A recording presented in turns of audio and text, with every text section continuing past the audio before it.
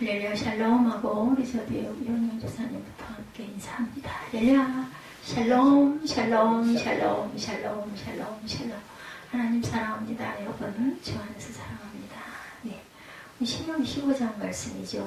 종을 대우하는 법에서 이제 놓아주라, 빛을 면제해주는 그러한 그 해가 됐어요. 그죠? 7년이 된 그 다음에 빛을 면제해주라 제가 제목을 너는 그를 놓아주어 자유롭게 할 것이요 이렇게 잡고 함께 은혜를 나눠보도록 합니다. 참 좋은 제도인 것 같아요. 품격은 진정성으로부터라는 글이 있더라고요. 사람들이 서로에게 하는 아주 가장 흔한 거짓말 중에 몇 가지. 누구 만나면 반갑습니다. 우리 인사하잖아요. 그죠? 식사 언제 한번 같이 하십시다. 또 이런 인사도 합니다. 그렇게 또 반갑고 또한 밥도 같이 먹자 이렇게 얘기하는데 저 같은 사람은 그걸 아마 꼭 그렇게 알아들을 거예요. 근데 그냥 인사예요. 그죠? 직장인들 만나면 좋은 아침입니다. 뭐 또 우리 성도들 만나면 샬롬하고 인사하죠. 샬롬은 마음에서 기쁨으로 서로에게 축복하는 인사인데 좋은 아침 직장인들 마음속으로 내가 당 오늘 여기 때려칠 거야 이러면서도 누군가를 딱 마주치면 좋은 아침입니다. 이런 긍정적인 인사 저는 참 좋다고 생각합니다. 피곤한 직장인들에게 아침 출근길이 아주 괴롭고 죽을 맛인데 좋은 아침이라고 인사를 하고 힘들어도 당장 회사를 그만둘 생각이 없어요. 그만뒀다가는 어떡하겠어요? 그 뒤에 일어날 일들을 생각하니까 그걸 결단도 못하고 말로만 그만둬 소리들도 많이 합니다. 근데 문제는 이런 말을 들을 때 그것이 거짓말인 줄 알면서도 거짓말로 여기지 않고 그렇기 때문에 그것을 들은 사람이 상대방을 거짓말장이다 이렇게 비난하는 사람은 없습니다. 인사죠. 인사. 그리고 좋은 인사 안 하는 사람도 있는데 그죠? 무감각 하거나 쳐다보고도 못 본 척하거나 이런 거보다 얼마나 좋습니까? 인간적이죠. 거짓말인 줄 알지만 그것을 악의로 하는 말이 아니죠. 그런데 성경에는 또 이것도 하지 말라고 말씀하고 있어요. 사람이 거짓말에 익숙해져 간다는 거죠. 최근 들어서 우리나라 사람들의 코가 굉장히 높아졌다고 하네요. 거짓말을 많이 해서 그렇답니다. 하나 이거 위트고 유머인 것 같습니다. 아무튼 우리 시대는 진정성을 상실했구나 이런 생각이 많이 들어서 제가 이런 이해가 아주 마음에 와닿아서 여러분과 함께 나눠보려고 발췌를 해봤습니다.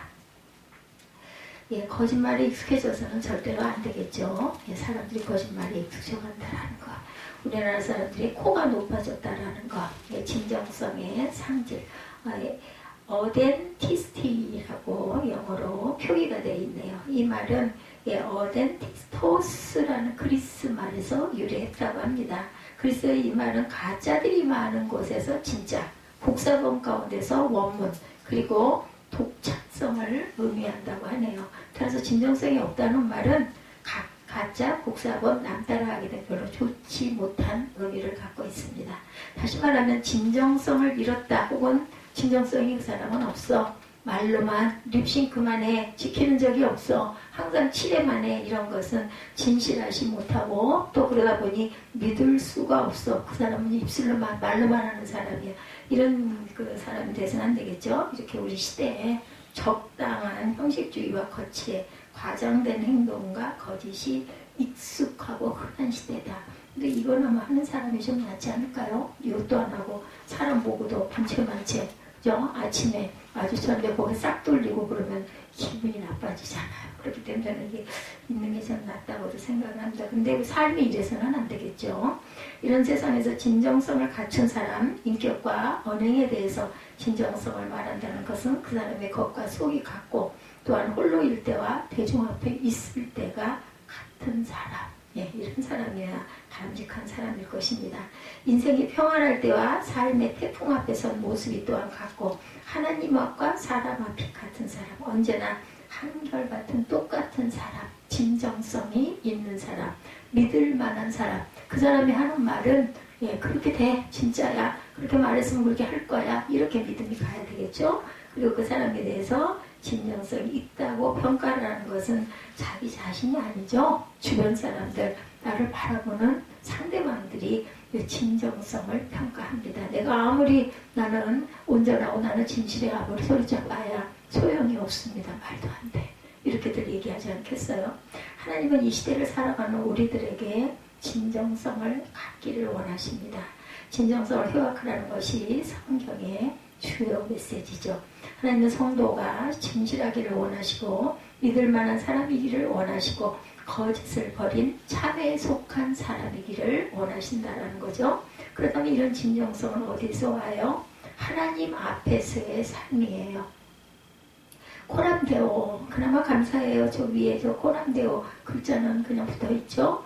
근데 왜 이렇게 벽판에다 붙이면 그렇게 나가 떨어지는지 이걸 어떻게 연구를 좀 해봐야 되겠다. 제가 어젠가요 그걸 한번 붙이려고 몸부림을 치다가 금요일 날인가요 결국은 실패를 하고 포기를 했습니다. 근데 정말 너무 허전하고 우리가 성령 충만하지 못하니까 이 고백이라도 이렇게 써서라도 붙여야 할 텐데 이 코람데오는 그냥 있는 것 같아서 너무 감사해요. 자신이 하나님 앞에 있음을 알 때 진정성을 갖출 수가 있다는 것을 항상 우리는 하나님의 눈을, 하나님의 마음을, 하나님의 말씀을 항상 눈앞에 못 두니 제가 현수막으로라도 2022년 말씀 그 중에서 갖추려가지고 지금 한 편이 실리지를 못했어요. 5편을 똑똑 잘라 따서 저걸 또 못하는 그 성격의 전화로 많이 이야기를 하고 했었는데 마음에 흡족하지는 않지만 그런 대로 해서 제가 걸어봤습니다. 여러분들 항상 보시면서 이해하시고 기억하시고 입술로 고백하시고 은혜가 충만하시기 바랍니다. 이 제 쪽에서 왼쪽 판에 저거 하나가 마음에 들더라고요. 크게 현수막가 조금 사이즈가 커졌어요. 제가 쟀는데 잘못 재가지고 안에 있었던 것보다 엄청 크더라고요. 그래서 붙이느라고 사무엘이 엄청 고생을 했는데 많이 울어요. 좀 도와주시기 바랍니다. 이 코람데오의 삶 그리고 하나님의 뜻이 무엇인지 우리가 이해하는 게 정말 중요하다. 여러분들의 주님 어떻게 2022년도에 1월, 2월 들어서 다들 병원에 가는 일, 또한 검사하는 일, 또 수술을 앞둔 일들이 다 있어가지고 제가 마음이 참 무겁습니다. 그런데 여러분들 거꾸로 생각해서 이렇게 빨리 발견할 수 있게 하는 것 얼마나 하나님의 은혜고 감사합니까? 그죠? 몸에 통증이 있어서 알게 하신 하나님. 저 같은 경우는 통증이 있어도 견딜만 해가지고 오다가 결국은 죽을 지경까지 오지 않았습니까? 그렇기 때문에 그냥 아니었으면 더 좋겠지만 또 이 일을 통해서 병을 통해서 수술을 통해서 하나님께 더 많이 의지하고 더 많이 가까이 가게 할 수 있고 또한 내 삶을 한 번쯤 돌아보고 정비할 수 있는 기간 주신 은혜가 감사합니다.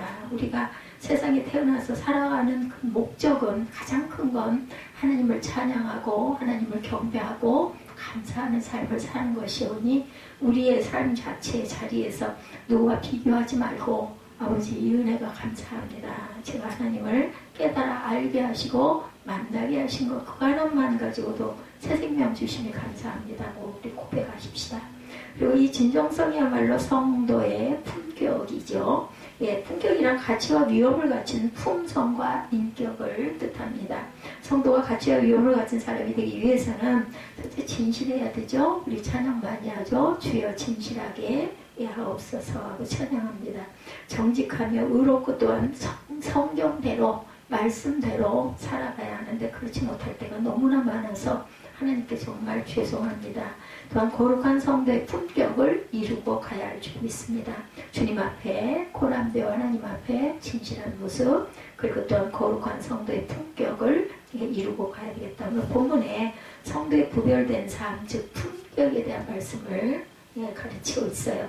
장차 가나안에 들어갈 이스라엘의 삶에 대한 율법적 지침인 신명기 14장부터 26장까지는 일상생활에서 이방인들과 구별되는 거룩한 삶을 살 것을 말씀하고 있다는 것을 이해하고 가시기 바랍니다. 그 중에서 15장 1절에서 6절은 안식년과 안식년에 지켜야 할 면제의 규례에 대한 것들을 말씀하고 있고 안식년이 아니더라도 가난한 사람들에게 대한 구제는 계속해야 된다. 7절에서 11절까지죠. 그리고 히브리인들끼리는 서로 노예를 삼을 수 없지만 채무 이행으로 종이 된 경우에 대한 말씀을 하고 있어요.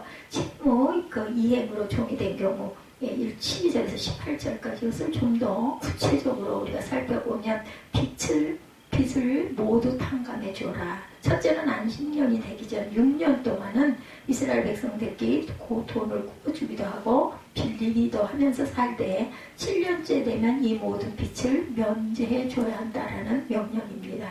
이것 때문에 안식년을 면제년이다 이렇게 부르기도 해요. 레위기 25장 5절에 증거하고 있습니다.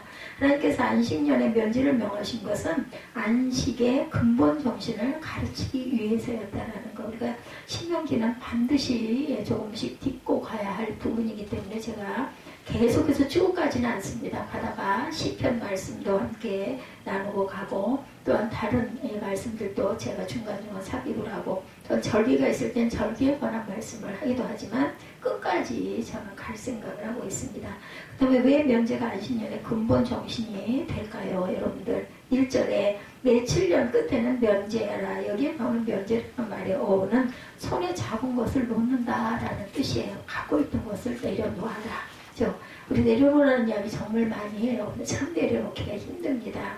여러분이 보시는 대로 한 사람이 사활을 손에 잡고 있을 때 그가 사활을 손에 잡고 있으면 그것은 그 사람의 것이죠. 그런데 쥐었던 사활을 놓으면 어떻게 돼요? 땅에 굴러 떨어집니다. 그러면 누군가가 그 사활을 집으면 그 사람 것이 되는 거죠. 예, 움켜쥐고 있는 것을 놓으면 그 사과는 그의 손에서 벗어나고 그 사과를 다른 사람이 먹을 수가 있는 거예요. 이렇게 면제란 움켜쥐고 있는 손을 펼친다라는 뜻을 갖고 있습니다. 그러면 사람들은 언제 손을 움켜줍니까? 2절에 면제의 규례는 이러하니라. 그의 이웃에게 구워준 모든 채주는 채주입니다. 빌려준 사람, 주인은 그것을 면제하고 그 이웃에게나 그 형제에게 독촉하지 말지니 이는 여호와를 위하여 면제를 선포하였습니다. 이렇게 말씀하고 있어요.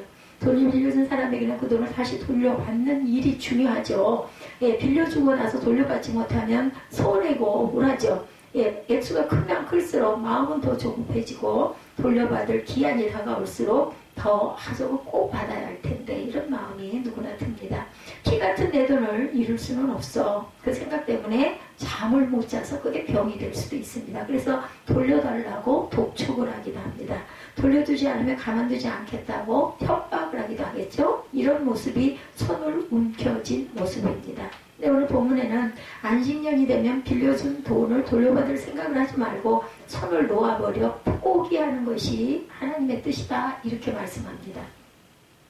그리고 본문의 명령은 이것으로 끝나지 않죠. 빌려준 돈을 받지 못해서 손해가 났는데 돈을 빌려줘야 할 형제가 또 눈에 띕니다.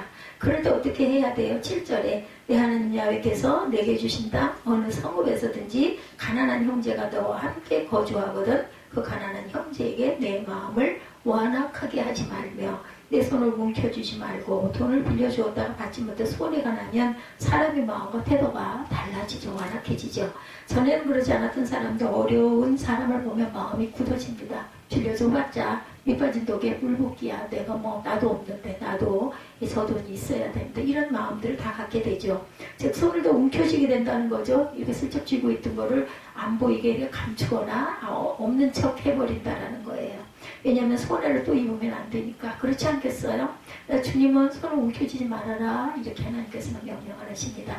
또 하나의 경우가 더 있어요. 그것은 내년이 면제년이기 때문에 지금 빌려주면 아예 받을 생각을 않는 것, 즉 그냥 주는 것과 같다는 뜻이 되기 때문입니다. 그러니 안식년을 앞둔 올해는 절대로 돈을 빌려줄 수가 없어요. 내년이 안식년인 경우에. 근데도 성경은 9절에 삼가 너는 마음에 악한 생각을 품지 말아라 이렇게 말씀합니다. 곧 이르기를 일곱째 해 면제년이 가까워왔다 하고 내 궁핍한 형제를 악한 눈으로 바라보며 아무것도 주지 아니하면 그가 너를 야훼에게 호소하리니 그것이 네게 죄가 되리라. 하나님 저 사람이 돈 갖고 있는데 나 안 빌려줘요 하고 호소할 것이라는 거예요. 그렇기 때문에 죄가 되리라. 면제년을 앞두고 빌려주었다가는 내 돈 다 날릴 수도 있다. 지극히 현실적인 판단입니다.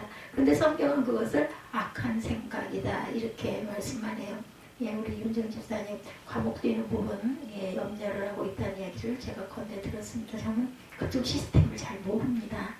그래서 마음으로 기도하는데 제가 오늘 일부 예배 때도 말씀했어요. 세상의 이치, 물리, 그죠? 그리고 경험, 지혜롭죠. 그 말이 맞아요. 그런데 하나님께서는 진리를 가지고 계십니다. 진리는 변함이 없고 진리는 말씀이고 결코 변하지 않는다. 진리대로 행하여야지 인리대로 행해서는 안 된다. 세상 인리에 따라가지 말아라. 이런 말씀이 왔어요. 겁내지 마세요. 수술 그냥 하시고 또 기본적으로 대체해야 될 부분 대체해야 되겠죠. 근데 그거를 막 장래일까지 생각을 해서 아예 과목을 딱 떼버릴래 이런 생각을 하지 마시고 우선 내 앞에 닥쳐진 문제 수술하고 일주일, 2주일 정도 쉴 정도 여유를 가지고 딱 일을 행하시면 건강도 좋아지시고 일도 더 잘할 수 있고 길도 더 좋은 길로 저는 열리리라고 확신하고 생각합니다. 절대로 그걸 그대로 그냥 이 기회에 내가 이렇게 해야지 이런 생각을 본인의 생각을 하지 마시고 깊이 기도하시기 바랍니다. 그런 마음이 제게 왔어요. 그게 맞을지 될지는 모르지만 저는 아무것도 모릅니다.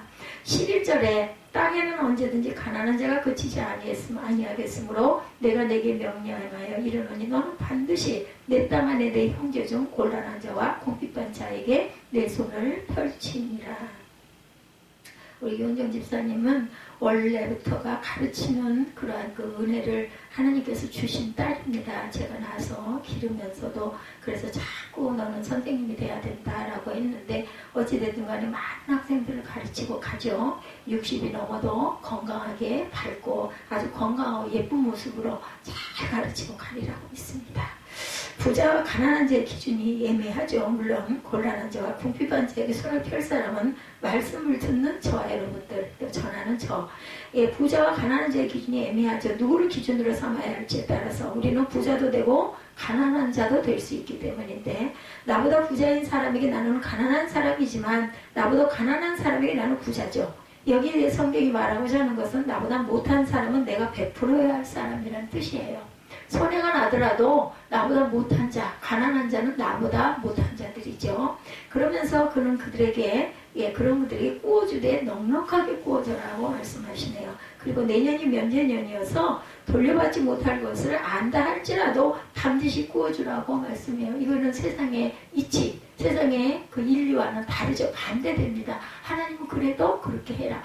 손해가 나는데 나는 뭐 먹고 살라고 뭐 하나님이 주시지 저희가 어디서 뭐 땅을 판다고 나옵니까? 물론 일을 해서 노동을 해서 대가를 받고 가는 것이지만 건강 주시지 않으면 그 일할 수 없거든요. 그렇기 때문에 위에 계신 하나님께서 우리가 열심히 노력해서 내가 뭣도 이루고 뭣도 하고 뭣도 되고 또 월급도 받고 돈도 모으고 집도 사고 하는 것 같지만 그 은혜는 하나님이 주시는 것 그리고 그것을 부적절하게 그렇게 그 투기나 이런 목적으로 해서는 당장은 잘 일어나고 잘 되는 것 같지만 결국은 뭘로든 그죠? 내가 그걸 네 영혼을 내가 데려가면 너는 네가 가진 그것이 누굽게 되겠느냐 말씀하셨죠? 이런 것처럼 하나님께 우리가 순종하고 하나님의 말씀대로 살 때 하나님께서는 저와 여러분을 지켜주시고 보호해 주시고 어제보다 더 나은 오늘과 내일을 만들어 주신다는 것 가진 게 많으면 뭐합니까? 그렇죠?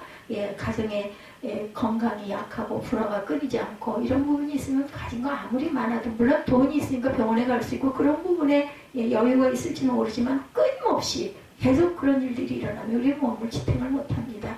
그렇기 때문에 잘 기도하셔서 하나님의 뜻대로 행하시기 바랍니다. 반드시 구워져라. 이거 구워주면 당장에 못 봤는데 그래도 구워주라는 거지. 이게 믿음이죠. 종을 자유케 해줘라 말씀하죠. 두 번째로 히브리 노예들의 해방에 대해서 말씀합니다. 히브리 노예들이는 원래부터 노예가 아니죠. 하나님께서 애굽에서 종되었던 이스라엘 백성들을 구원하셔서 자유를 주셨어요. 그들에게 땅을 주시죠. 세월이 지나면서 피치 못할 형편으로 인해서 노예가 생긴 거예요. 너무 못 살다 보니까 그들은 어려운 형편에 어쩔 수 없이 빚을 내었다가 빚을 갚지 못하고 빚을 대신해서 체주에게 종이 된 사람들이죠. 이스라엘은 하나님의 규례와 법들을 준수하는 나라인데도 가족들이 노예로 팔려가는 심각한 상황이 발생합니다. 얼마나 가난하고 어려웠으면 그죠? 사람이 아니라 돈이 무섭기 때문이죠. 우리나라 그 지나간 역사에도 보면은 정말 너무나 어려워서 자녀들을 남의 집에 그죠? 그냥 줘요. 저 어렸을 때 그런 일들 많았습니다. 뭐 종이나 뭐 이런 건 아니지만 그냥 밥만 먹여서 길러만 달라고 그렇게 주는 경우들이 있어요. 자식 나가지고 어떻게 그 입을 다 감당을 못해서 아주 그렇게 어려울 때가 있었습니다. 빚을 면제해주는 안식년이면 종도 돌려보내는 것이 안식년, 면제년의 법이다. 이렇게 말씀을 하고 계세요. 하나님이 우리 인생의 삶을 얼마나 잘 아시면 이러한 돌려주는 그런 제도까지 주셨겠습니까? 종을 자유케 하는 일은 쉽지 않죠. 왜냐하면 그가 종이 되었다고 해서 체주가 손해본 금액이 채워진 것이 아니기 때문이죠. 근데 하나님은 그 사람을 종으로 붙들고 있는 손을 놓아서 자유인이 되게 해줄 뿐만 아니라 뭐라 그래요? 그냥 보내지 말고 무리 중에서 타작마당에서 포도주 틀에서 후히 주어서 보내라. 그가 먹고 살 수 있을 만큼 잘 주어서 보내라고 명령합니다. 종을 보내는 일도 힘든데 한미천 챙겨서 보내지라니 쉽겠습니까? 물론 종들 중에는 종이 된 이후에 결혼하여서 처자를 거느리게 된 사람들도 있고 그들이 그 면제년에 자유의 몸이 되기를 거절하는 경우도 있습니다. 그래서 21장 4, 5절에 보면 그가 해방되어도 처자식은 여전히 주인의 소유임으로 두고가야 했기 때문이기도 한 그런 이유들도 있다고 그래요. 자유를 포기하면 주인은 그를 재판장에 데리고 가서 사실을 확인하고 그 종의 귀를 주인 집의 대문이나 기둥에 대고 송곳으로 뚫습니다. 그래서 저희들 신학교 다닐 때 귀걸이하지 말아라고 해서 귀걸이들을 다 뺀 일이 있어요. 물론 뭐 구약에 있는 제도이기 때문에 귀를 예쁘게 하느라고 치장하느라고 귀걸이하는 의미지 종에 대해 종입니다라는 의미는 아니지만 보기 좋지 않으니 이런 그 구약에 이런 그 율법이 있으니 그런 거를 하면은 종이다라는 하나님께 우리는 종이고 하나님의 자녀지 세상에 어떤 그 틀에 종이 돼서는 절대 안 되겠죠. 그래서 귀머리를 저도 뺐습니다. 그냥 쉽게 금방 빼지는 못했지만 결국은 안 하게 되더라고요. 예. 그래서 고대 근동의 관습을 그 종이 주인과 주인의 집에 영원히 예속되었다라는 표시가 바로 귀를 뚫는 문지방에다 놓고 못으로 송곳으로 뚫었다고 나타나 있습니다. 종을 놓아 자유케 하는 것은 쉬운 일이 아니죠. 그 사람 집에 일하는 사람들인데 그런데도 하나님을 이렇게 힘든 명령을 왜 하셨을까? 15절에 너는 애굽 땅에서 종되었던 것과 내 하나님 여호와께서 너를 속량하셨음을 기억하라. 그것으로 말미암아 내가 오늘 이같이 내게 명령하노라. 너희도 그러지 않았느냐는 거예요. 그죠? 종되었다가 속량이 되었으니 너희도 받았으니 너희도 또한 그들에게 베풀어라. 우리 역시도 마찬가지죠. 우리가 주님 앞에 정말 다들 죄인이기 때문에 누가 나에게 잘못한 부분이 있을 때 그 사람이 잘못했다라고 사과하거든 그것을 용서해 주라는 거죠. 이스라엘 백성들도 전 애굽 땅에서 노예였어요. 땅도 없고 재산도 없고 하루 온종일 벽돌을 굽고 무거운 들일들을 했습니다. 허리가 휘도록 심지어 아들을 낳으면 자기 손으로 죽여야 했었다고 하네요. 그런 것들을 하나님이 구원하시고 땅을 주셨어요. 그래서 양을 기르고 밭에서 농사를 지어 소출을 내고 포도를 길러 포도주를 만들게도 되었습니다.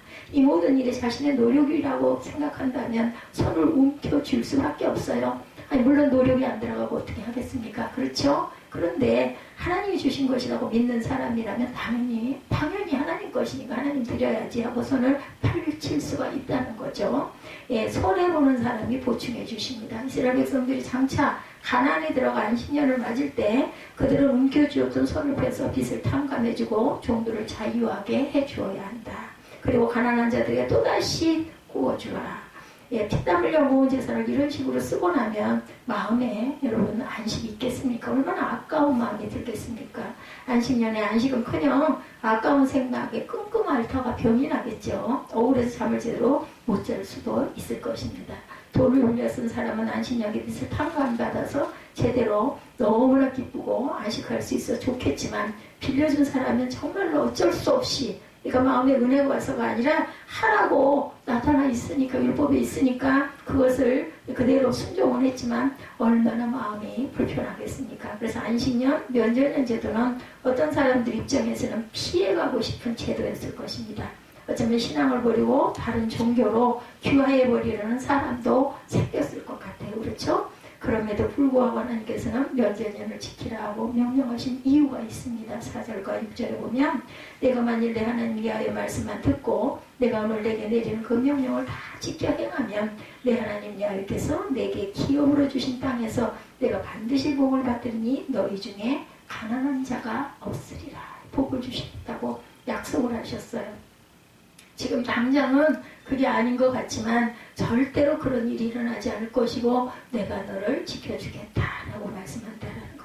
내 하나님 여호와께서 내게 허락하신 대로 내게 복을 주시니 내가 여러 나라에 꾸어줄지라도 꾸지 아니하겠고 내가 여러 나라를 통치할지라도 너는 통치를 당하지 아니하리라.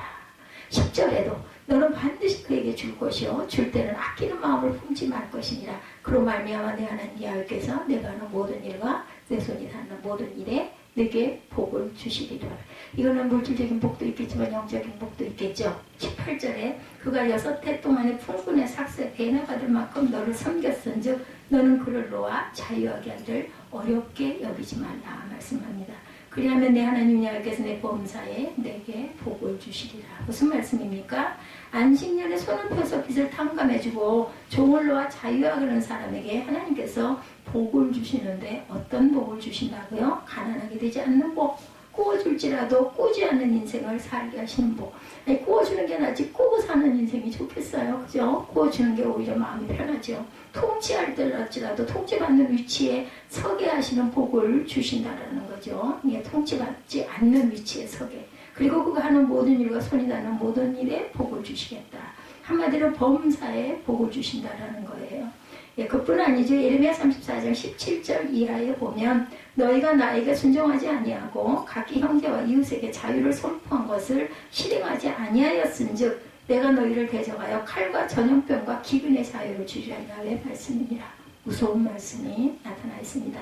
내가 너희를 세계 여러 나라 가운데 흩어지게 할 것이며 내가 그들의 원수의 손과 그들의 생명을 찾는 자의 손에 넘기리니 그들의 시체가 공중의 새와 땅의 짐승의 먹이가 될 것이며 그의 원수의 손과 그의 생명을 찾는 자의 손과 너희에게서 떠나간 바벨론 왕의 군대의 손에 넘기리라. 야훼 말씀이니라. 가혹한 벌을 내릴 것이니라고 예레미야 선지자가 선포합니다. 보라 내가 그들에게 명령하여 이 성읍에 다시 오게 하리니 그들이 이 성을 쳐서 빼앗아 불사를 것이라. 내가 유다의 성읍들을 주민이 없어 처참한 황무지가 되게 하리라. 예레미야 34장 17절에서 22절까지의 말씀입니다. 하나님은 면제와 탕감의 명령에 순종하지 아니한 백성을 대적하신다라는 것. 그들이 종들에게 자유를 주지 않는다면 칼과 전염병과 기근이 그들 위에 난동을 부리게 될 것이다. 또 그들은 여러 나라에 흩어져 노예 생활을 할 수밖에 없을 것이다. 이것을 통해서 우리는 안식의 근본 정신을 알아갑니다. 안식이란 그냥 쉬는 것이 아니죠. 나만 쉬는 것이 아니라 궁핍하고 어려운 이웃이 쉬는 것, 이웃과 더불어 안식하는 것을 말씀합니다. 나아가서 그들이 다시 설 수 있도록 돕겠다고 말씀하시죠. 이것이 진정한 안식이라는 것입니다. 세 번째, 품격의 성령의 선물이기도 하다라는 것. 그렇다면 여러분들은 어떻습니까? 여러분 오늘 본문대로 살아오셨습니까? 현재 이대로 살고 있습니까? 앞으로도 이대로 살아가시겠습니까? 나 그렇게 하고 살았어. 앞으로도 그렇게 살 거야. 이렇게 약속하시겠습니까? 어떻게 이렇게 삽니까? 이렇게 빌려준 아까운 돈을 어떻게 내가 다 탕감해 줍니까? 이렇게 대답할 수도 있겠죠. 돈을 빌려준다는 없어도 쩔쩔매는데 뼈 빠지게 벌어가지고 왜 맨날 이런 일을 해야 됩니까? 이렇게 말할 수도 있습니다. 빌려 쓴 사람이 때로 나보다 더 잘 사는 것 같아. 더 잘 누리는 것 같아. 더 잘 먹는 것 같아. 뭐야 이거는? 이런 마음도 들죠. 예, 세상의 인리, 물리예요, 물리. 진리는 아니라는 것이죠. 그 순간 어떻게 참습니까? 넉넉히 주라고요? 예, 나는 어쩌고 아끼지 말고 아끼려는 마음조차 품지 말고 주라고 말씀하시는데 지금은 여유가 있어서 줄 형편이 되어도 자녀들과 나온 노후를 위해서 조금은 아껴두는 게 맞잖아요. 이거 잘 저축해둬야 되잖아요. 이렇게 예, 세상의 물리예요. 예, 이것은 내 진리는 아니라는 거죠. 종들을 자유케 하되 빈손으로 보내지 말라는 명령은 오늘 우리에게는 실감이 나지 않아요. 말도 안 되기도 해요. 그렇지만 아직도 흑인들은 노예로 깔보고 무시하는 미국의 일부 백인들에게는 이 말씀이 당연히 이해가 안 되겠죠.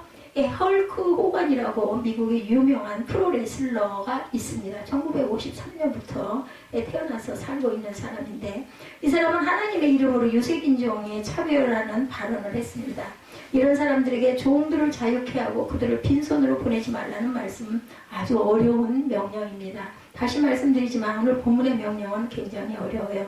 성경은 성경이고 현실은 다르다. 이런 얘기 많이 하죠. 어떻게 예배대로 말씀대로 그렇게 딱 살아. 다 그렇게 사는데 예배는 예배고 우리 사는 건 또 이렇게 꼭 살아서는 안 되지. 이런 얘기들도 많이 하죠.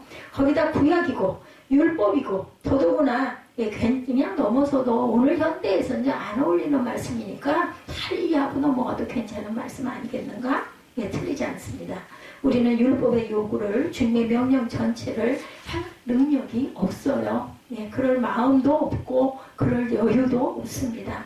살다 행한다 해도 주님을 만족시킬 수준으로 행할 수도 없습니다. 사실입니다.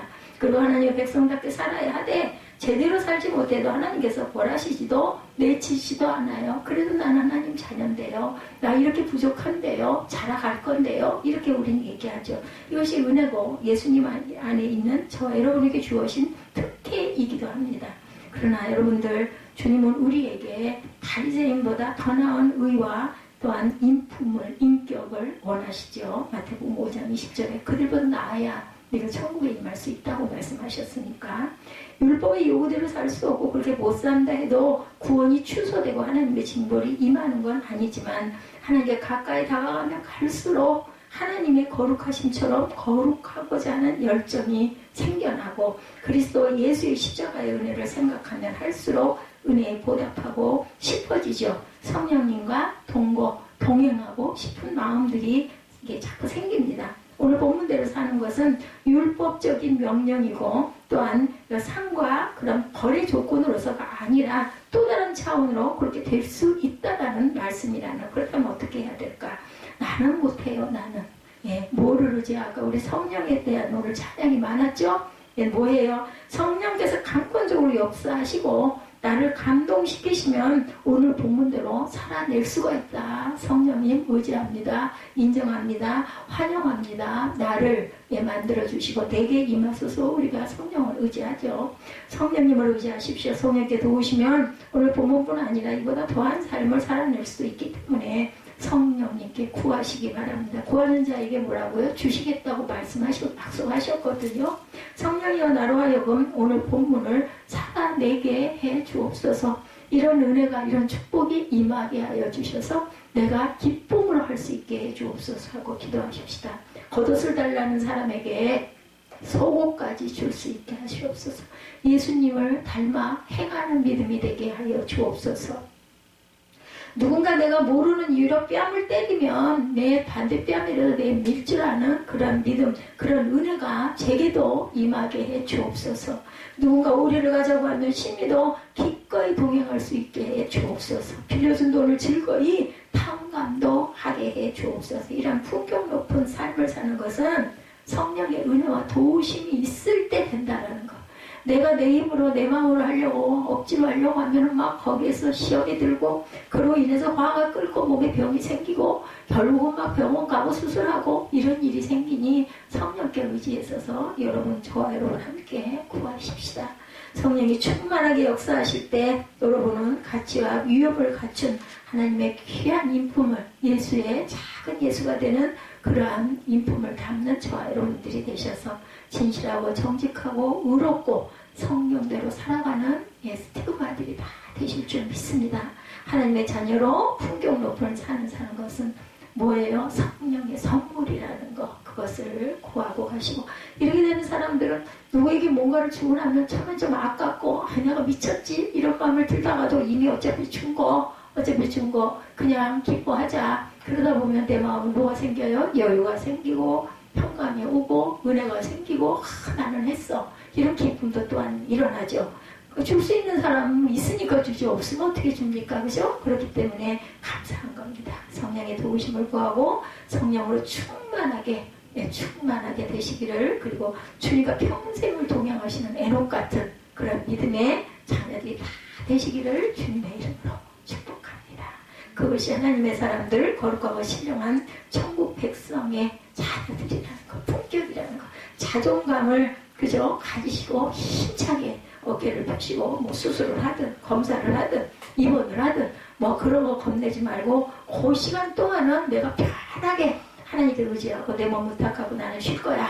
2주일이 뭐 3주일이 되든 한 달이 되든 또 그것도 또 그대로 하나님이 진행시켜 주실 것이고, 제가 이 자리에서 감히 말씀드리는데 기간 안에 반드시 건강하게 벌떡 일어나시리라고 저는 그렇게 아주 믿음으로 고백합니다. 저 보세요, 저. 그죠?